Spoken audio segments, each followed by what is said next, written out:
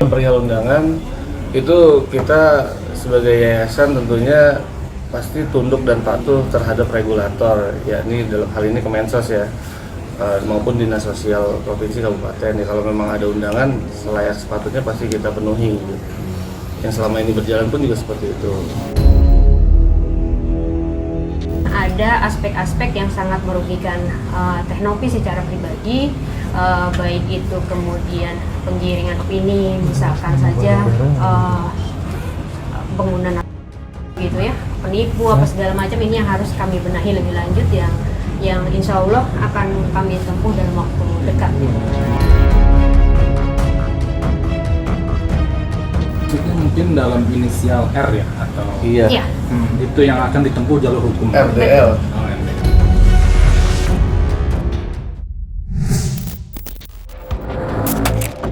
Kisruh terkait uang donasi antara Agus Salim dan Pratiwi Novianti tampaknya masih jauh dari kata selesai.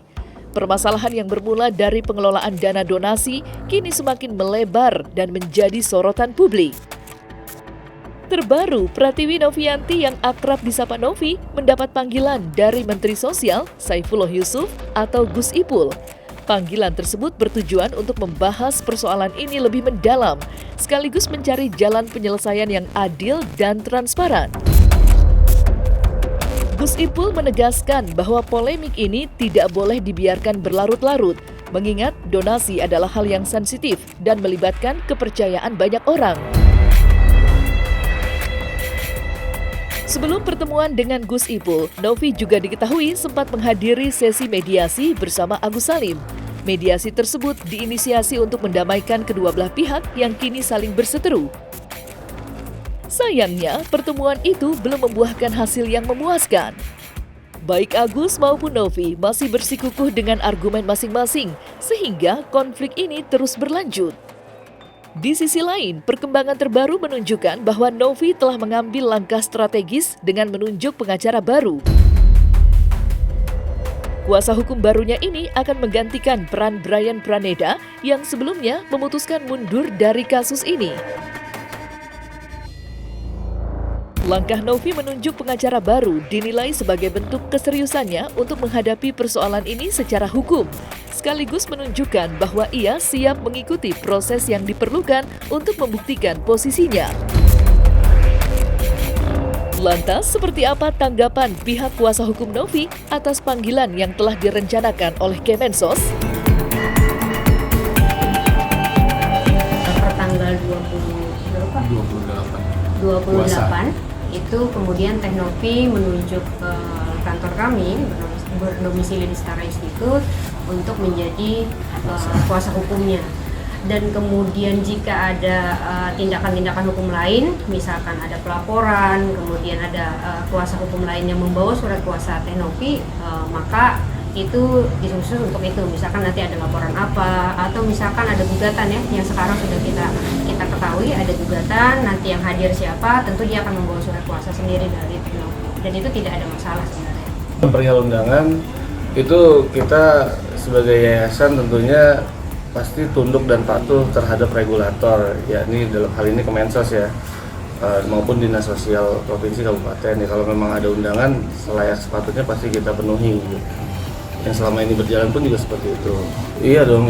Kalau kita kan pada prinsipnya selalu mengedepankan itikat baik gitu kan. Adapun undangan ini yang kita tangkap mungkin informasi dari rekan-rekan media adalah satu itikat baik gitu ya.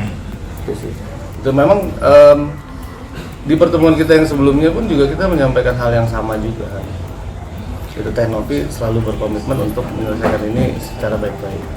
Oh, kita bukan nggak setuju, tapi lebih kepada memang yang dijalankan selama ini seperti itu. Maka dari itu kan sejak awal saat Teknopi ataupun pihak yayasan mengetahui adanya penyimpangan penggunaan dana yang terkumpul itu kita telusuri gitu kan, baik dari mutasi maupun dari pertanggungjawaban penggunaan gitu. Itu memang demikian regulasinya dan mekanisme yang jalan. Jadi memang harus sesuai peruntukannya lebih tepatnya gitu ya. Kalau memang yang diketahui kan di sini untuk pengobatan mata Mas Agus gitu ya, atas tindak kejahatan, penyiraman gitu kan. Ya itu fokusnya di situ. Kita harapkan ini tidak ada perdebatan lagi gitu kan, tidak ada hal-hal yang kemudian menjadi polemik gitu kan. Ini semua kalau memang sudah diinisiasi oleh Kemensos seperti informasi dari rekan-rekan media, tentunya pasti akan mengerucut pada satu kesimpulan yang sesuai aturan kan gitu. Izin donasi itu dalam hal individu menerima rekening itu nggak ada izin, emang dilarang kan gitu, memang dilarang. Tapi kalau badan hukum itu ada aturannya, ada Permensos 8/2021, dan itu kita pihak yayasan harus bikin permohonan melalui dinas ke kota atau kabupaten, lalu ke provinsi, lalu ke Kemensos. Itu prosesnya cukup panjang sih memang.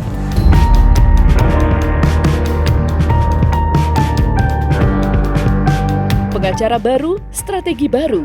Itulah langkah yang kini diambil oleh tim kuasa hukum Pratiwi Novianti atau Novi untuk menghadapi kisruh yang semakin memanas. Tim kuasa hukum yang baru saja ditunjuk oleh Novi kini telah menyusun strategi lanjutan, termasuk meneruskan laporan hukum terhadap 4 individu yang namanya hingga saat ini masih dirahasiakan. Dalam keterangannya kepada media, perwakilan tim kuasa hukum Novi mengungkapkan bahwa mereka akan mengupas tuntas berbagai aspek yang dianggap telah merugikan klien mereka, baik secara material maupun imaterial. Salah satu langkah yang menjadi fokus utama adalah mengusut dugaan tindakan yang dilakukan oleh seorang pengacara berinisial RDL yang disebut-sebut memiliki peran dalam memperkeruh konflik ini. Lantas, benarkah kini pihak Novi akan membuat laporan dalam waktu dekat? Ada aspek-aspek yang sangat merugikan Teh Novi secara pribadi, baik itu kemudian penggiringan opini, misalkan saja penggunaan gitu ya, penipu apa segala macam. Ini yang harus kami benahi lebih lanjut, yang insya Allah akan kami tempuh dalam waktu dekat. Maksudnya mungkin dalam inisial R ya, atau Iya. Itu yang akan ditempuh jalur hukum. RDL. Oh, RDL. Iya. Biasanya gitu. Kalau kita nggak salah ya, terus kita tahu nih tindakan kita bener nih, nggak melanggar hukum apapun di negara kita, nggak usah takut, karena siapa aja bisa ngelapor. Nanti laporannya dilihat dulu, dilihat oh ini ada delik yang dilanggar nggak sih, beneran nih masuk delik nih. Kalau misalnya dipanggil ahlinya, nih lihat nih laporannya kayak begini, nggak masuk ya nggak jalan. Jadi nggak semua laporan diterima dan bisa naik sidik atau jalan tuh enggak gitu ya. Kalau misalnya deliknya terpenuhi, yang lebih ngeri lagi tuh Novi nanti mau laporin udah ada 4 nama itu deliknya masuk. Aku nggak tahu, yang pure tahu itu cuma Novi sama tim kuasa hukumnya. Pokoknya dia cuma bilang ada 4, that's it. Mana tahu gue, nggak disebut cuma 4 nama. Kita sepakat bersama teman-teman ketika warga negara Republik Indonesia melaporkan warganya yang lain, itu diatur oleh undang-undang, dan itu sebagai hak asasi manusia seseorang diperbolehkan ketika dirinya dirugikan. Nah, terkait saya juga nggak tahu ya, karena memang waktu kemarin saya sudah tidak lagi sering diwawancarai, dan saya hampir 3 minggu, hampir 1 bulan ini saya silent. Saya punya prinsip, teman-teman, siapapun orang yang tersinggung dengan perkataan saya mengedepankan adab, mengedepankan etik, dan saya meminta maaf. Meskipun pihak sebelah mengatakan permintaan maaf adalah tidak menghapuskan pidana, nggak ada masalah. Tapi kalau menurut saya itu baik. Nah, saya pun mendapatkan informasi di beberapa rekan di Komal sudah ada 4 nama, ya, si A, si B, si C, dan termasuk saya.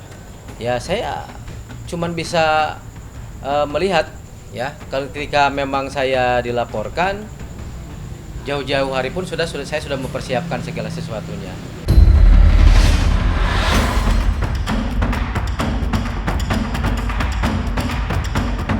Di lain sisi, konflik yang melibatkan Denny Sumargo dan Farhad Abbas akhirnya mencapai titik terang. Kedua publik figur ini dipertemukan oleh Menteri Sosial atau Mensos Saifullah Yusuf atau Gus Ipul pada Rabu malam 4 Desember 2024 di kantor Kementerian Sosial. Pertemuan tersebut bertujuan untuk menyelesaikan polemik yang sempat memanas terkait penggalangan dana untuk Agus Salim, korban penyiraman air keras. Donasi yang awalnya ditujukan untuk pengobatan medis Agus justru memicu perselisihan di ruang publik. Melalui mediasi yang dilakukan oleh Gus Ipul, keduanya sepakat berdamai dan memusatkan kembali perhatian pada tujuan utama donasi. Kesepakatan ini disambut baik oleh semua pihak, termasuk netizen yang telah mengikuti perkembangan kasus ini.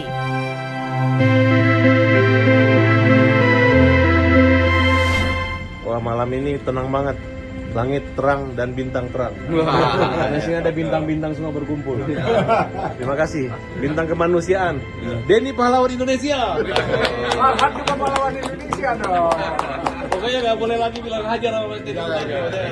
Orang lain aja. Orang lain, makasih Pak Menteri. Oke, terima kasih ya semua ya, matur nuwun ya.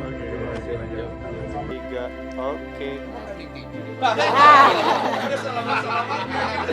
Saya gembira sekali karena Mas Densu dengan Mas Farhat dua-duanya bisa bertukar pikiran, kemudian saling klarifikasi, tabayun, dan yang juga penting, alhamdulillah kedua-duanya bisa saling memaafkan. Tidak ada yang salah di sini, tapi bisa saling memaafkan. Itu saya kira istimewa sekali. Sebagaimana yang sudah pernah kami sampaikan, awalnya semua ini diniatkan untuk membantu Mas Agus. Nah, oleh karena itu dengan keringanan hati saya, ya kami saling memaafkan lah gitu. Dan intinya sebenarnya Bang Denny Sumargo ini orang baik gitu. Kenapa orang baik? Makanya hadir hari ini. Dan saya menyatakan minta maaf dengan kerendahan hati saya, terutama buat keluarga atau istrinya dan saudara-saudaranya. Begitu juga Bang Denny juga menyampaikan rasa persahabatan, karena dari awalnya kami nggak ada masalah. Nah ini mungkin karena dunia medsos sekarang ini sehingga jadi seperti itulah. Tapi saya nggak lihat masa lalu lagi. Sekarang saya katakan bahwa saya ingin lihat masa depan. Saya ingin Agus sembuh. Saya ingin para donatur itu bawa uangnya nggak kemana-mana, tapi semata-mata untuk membantu orang yang susah, membantu kaum yang lemah. Itu aja mungkin dari saya. Terima kasih Mas Denny. Anda adalah orang yang baik, terus berjuang, dan mohon maaf kalau ada agak sedikit gangguan apapun. Yang kami lakukan itu adalah semata-mata untuk memperjuangkan membela Agus saja. Ya, saya melihat di sini ada keindahan yang dibawa oleh Gus Menteri bersama jajarannya, di mana ingin menyelesaikan persoalan ini langsung pada titik masalahnya.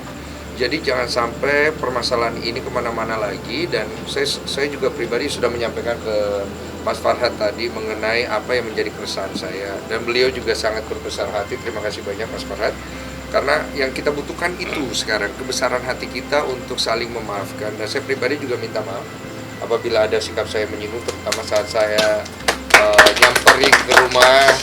Ya, tadi ada miskom juga karena beliau berpikir bahwa setelah saya ke rumahnya masalah sudah beres. Ternyata ada video yang beliau nonton itu, dia pikirnya setelah itu, tapi ternyata itu video yang sebelumnya, dan kita sudah sama-sama luruskan. Dan kita sama-sama setuju memprioritaskan untuk pengobatan Agus dulu, tapi permasalahan ini akan kita kembalikan nanti kepada pihak yayasan dan juga donatur. Saya harapkan pihak yayasan dan donatur bisa segera juga melengkapi beberapa hal yang mungkin kurang dari proses donasi ini, ya. Tadi pesannya seperti itu. Nanti saya akan coba sampaikan secara pribadi. Dan kemudian untuk para pihak donatur yang sekarang ini berada di bawah kawalan kuasa hukumnya Pak Pablo, untuk bisa juga menurunkan emosinya juga, ya. Bang Farhat juga bisa menurunkan emosinya, tensinya di sosial media. Begitu, jangan terlalu sering nyerang-nyerang juga, ya. Kalau bisa ya Mas Farhat, ya. Kita semua sama-sama turunkan. Nanti kita coba cooling down dulu beberapa hari, dan kita ambil langkah-langkahnya sesuai dengan instruksi Gus Menteri dan lain-lain supaya terjadi perdamaian yang baik, ya. Semua laporan pasti akan kita cabut loh, yang terkait dengan Mas Denny. Dan ini juga harus cabut. Tunggu dulu, ini terkait saya, Novi bagaimana? Ayo dong. Ini ini sayang Novi. Saya sayang kamu juga lah. Semuanya. Jadi gini, Semua harus cabut. untuk yang terkait Agus yuk kita cabut. Oke, itu boleh. Semua dicabut lah. Dari awal saya udah bilang sama Mas Farhad juga, cuma kan terjadi ada konflik pribadi antara saya dengan beliau. Tapi beliau juga sudah menyampaikan tadi pengertiannya dan juga permintaan maafnya. Dia juga menyampaikan kepada untuk istri dan keluarga saya respect lah. Karena jangan dibawa ke ranah pribadi, dan saya juga menyampaikan permintaan maaf saya kalau misalnya ada mungkin kesalahpahaman. Karena ini kan masalah bukan siapa yang tidak minta maaf, siapa yang minta maaf duluan, bukan. Tapi masalahnya adalah kesadaran diri kita aja gitu untuk menyelesaikan ini dengan baik.